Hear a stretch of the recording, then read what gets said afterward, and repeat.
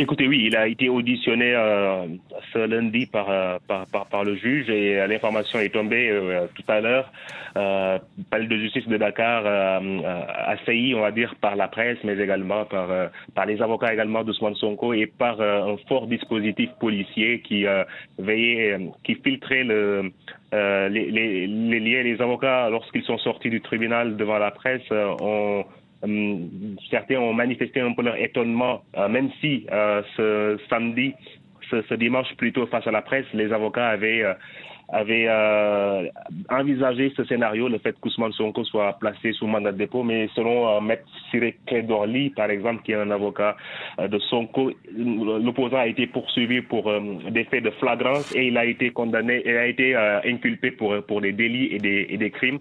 Ce qu'il nous a manifesté devant notre micro, il a manifesté son étonnement face à cette situation-là. Et vous l'avez dit, le parti, l'information vient de tomber, hein, le communiqué, je l'ai sous mes yeux, la dissolution du parti PASTEF, les Patriotes, le parti de l'opposant Ousmane Sonko, à travers un communiqué publié par le ministère de l'Intérieur qui motive cette décision par les appels fréquents du parti à ses partisans à des mouvements insurrectionnels qui ont entraîné de lourdes conséquences, des pertes en vies humaines, entre autres.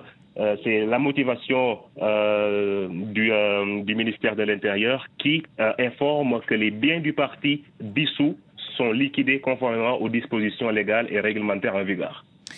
Quelle est l'atmosphère à Dakar depuis l'annonce de cette inculpation ?